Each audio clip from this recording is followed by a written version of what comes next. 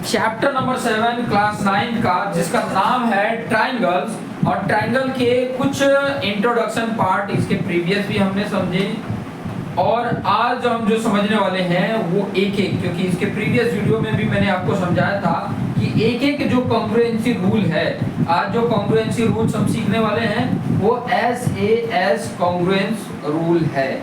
अब ये SAS congruence rule क्या बोलता है, सिंपल सा इसका पहले समझ लो। SAS का मतलब है साइड, एंगल, साइड। ये याद रखोगे तो आइडिया मिल जाएगा। साइड, एंगल, साइड मतलब दो साइड हो रहे हैं और उनके बीच का एंगल है। बीच में इसीलिए रखा है क्योंकि उसके बीच का एंगल की बात कर रहा है। और वही ये थ्योरम में स्टेटमेंट भी दिया है। क्या कह रहा है? If two triangle are congruent, if कब होगा कॉन्ग्रुएंट?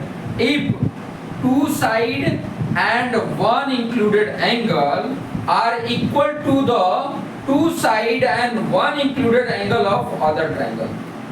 एक ट्राइंगल का दो साइड और उसका एक एंगल, दूसरे का दो साइड और एक एंगल आपस में इक्वल होंगे तो क्या होगा? दोनों ट्राइंगल आपस में कॉन्ग्रुएंट होंगे। क्लियर? ये स्टेटमेंट था SAS का। क्लियर हुआ? SAS का क्लियर हुआ। अब उसके बाद हम एक एग्जांपल करेंगे कि ताकि SAS आइडिया मिले। कॉरेस्पॉन्डिंग किस तरीके से ट्राइंगल लेते हैं, कॉरेस्पॉन्डिंग ट्राइंगल किस तरीके से लेते हैं वो ही आपको आइडिया मिलेगा। क्योंकि ये जो चैप्टर है ना वो बहुत ही केयरफुली आप ध्यान से समझोगे तो समझ में आएगा और मजा भी आएगा। अदरवाइज आप ये चैप्टर को ना साइड में कर देते हैं, क्योंकि इसमें क्या होता है ना, नंबर नहीं होते हैं ज्यादातर। क्या होता है? अल्फाबेटिकल ABCD यही सब होता है। तो ये बेसिक समझ में आ जाएगा ना कि ये चैप्टर और आने वाले क्लास का जो चैप्टर आएगा वो भी ट्राइंगल से रिलेटेड है, बट वो थोड़ा सा अलग है। तो ये सब चीजें तभी समझ में आने लग जाती है जब यहाँ पर थोड़ा सा अच्छे से ध्यान दें। अब ये क्वेश्चन क्या दिया हुआ है? एग्जाम्पल नंबर 1 कह रहा है इन फिगर, ये फिगर है OA equal to OB। OA जो है वही डिस्टेंस OB है, ये गिवन है। अच्छा, और क्या दिया? And OD equal to OC, जो OD है वही OC है, इतना दिया हुआ। और उसी के बेस में बोल रहा है कि ये आप ट्राइंगल को प्रूव करके बताओ कि ये कॉन्ग्रुएंट है। दूसरा ये भी बताना है कि आपको AD जो है वो BC के पैरेलल है। ये जो AD है ये BC के पैरेलल है, ये बताना है, प्रूव करके बताना है। अब ये कैसे बताएंगे? तो देखो, सब भी पहले जो पूछा हो उसी को लेके चलो। क्या पूछा है? ये दो ट्राइंगल कॉन्ग्रुएंट होगा, ये पूछ रहा है। तो हमने क्या लिखा सॉल्यूशन में? पहले जो प्रूव करना है, ठीक है, पहला वाला प्रूव क्या करना है? प्रूव क्या करना है? ट्राइंगल AOD कॉन्ग्रुएंट होना चाहिए ट्राइंगल BOC। क्लियर? हमने शुरुआत किया इन ट्राइंगल, यही दो ट्राइंगल ले लो। कैसे लोगे? AOD and triangle BOC। आपको दिख रहा है AOD एक ट्राइंगल ये है, BOC एक ट्राइंगल ये है। अच्छा, समझ में आ रहा है? अब यहाँ पर सोचो, दिया है क्वेश्चन में ही OA इक्वल टू OB, लिख दो OA इक्वल टू OB। ये क्या है? गिवन है, क्वेश्चन में गिवन है। अच्छा, और क्या गिवन है? OD equal to OC, OD equal to OC, ये भी क्या है? गिवन है। ठीक है। अच्छा, दो साइड इस ट्राइंगल का, दो साइड इस ट्राइंगल के, दो साइड के मिल गया दो साइड जरूरी थे, दो साइड मिल गए। अब एक एंगल, और एंगल कौन सा? ये एंगल इस एंगल के बराबर होता है। मैं लिखा AOD, angle AOD equal to angle BOC, COD भी लिख सकते, COB भी लिख सकते थे और BOC भी लिख सकते थे। एंगल कौन सा है? ये एंगल और ये एंगल आपस में बराबर है। रीजन देना पड़ेगा, बराबर तो है, लेकिन क्या रीजन से ये बराबर है? हम दे रहे हैं ना, तो रीजन बताना पड़ेगा। ये दोनों एंगल आपस में बराबर क्यों है? Vertically opposite angle. वर्टिकली पहले पढ़ चुके हो लाइंस एंड एंगल में, इसीलिए यहाँ बताने की जरूरत नहीं है। वर्टिकली अपोजिट एंगल के कारण कोई भी अगर दो लाइन ऐसे खींची हुई हो तो ये एंगल इस एंगल के बराबर होगा, ये एंगल इस एंगल के बराबर होगा। Reason vertically opposite angle. तो ये ऐसा कभी सिचुएशन मिले तो ये नॉलेज पहले से है, क्योंकि हमने चैप्टर नंबर 6 पढ़ा है और उसमें ये सब चीजें सिखाई गई है, तो हमें ये आइडिया मिल गया कि ये एंगल इस एंगल के इक्वल है।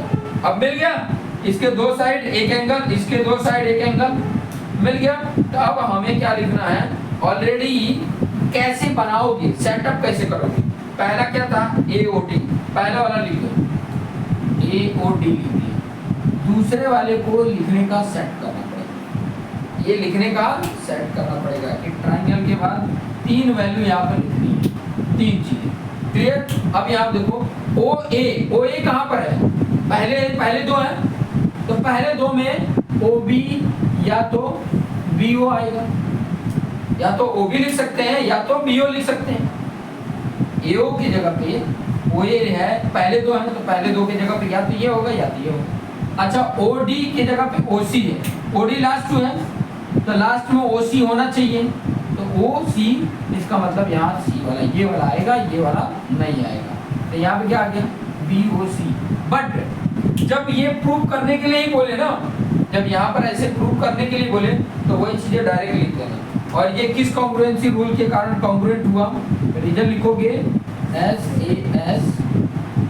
कॉन्ग्रुएंस रूल के कारण ये क्या हो गए, कॉन्ग्रुएंट। अच्छा, कॉन्ग्रुएंट हो गए तो हमको ये भी पता है कि ये एंगल इस एंगल के बराबर होगा। ये एंगल होगा कि हमसे इधर से पता चलेगा, कौन से तरीके से, AOD है और यहाँ BOC है। अब यहाँ से समझो AOD और BOC, मुझे ये एंगल, पहले कौन सा एंगल ले लेता हूँ, ये एंगल कैसे लिखूंगा, OAD, एंगल OAD, ठीक है। अब इसी के अकॉर्डिंग देखो इक्वल कैसे होगा, मैंने OAD लिखा, मतलब OBC लिखना पड़ेगा।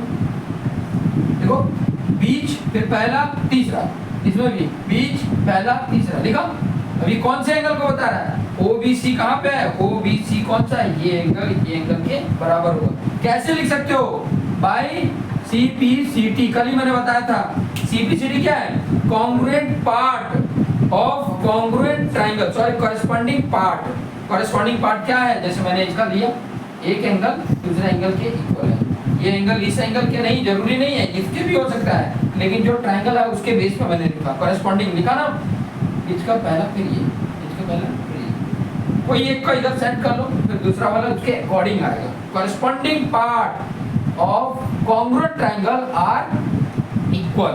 अभी ये दोनों अगर इक्वल है, ये आया कैसे, बाय CPCT आया, ये बाय CPCT आया, तो हमको पता है, हमको पता है ये angle OAD equal to angle OBC are the alternate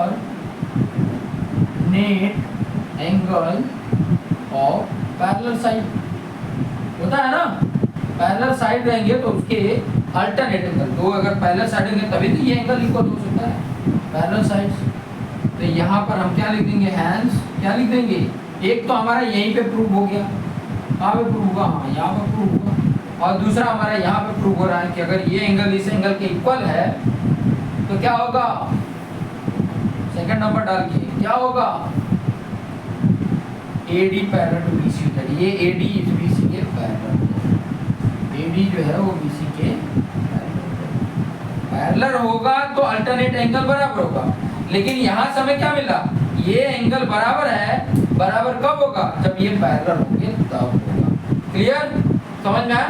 तो मैंने तो एंगल फाइंड आउट किया, एंगल मुझे मिला, तो ये एंगल अगर बराबर है तो इसका मतलब ये पैरेलल साइड। क्लियर हो गया होगा। तो इतने पॉइंट को आप अच्छी तरीके से नोट डाउन करिए, फिर एग्जांपल नंबर 2 पे चलते हैं।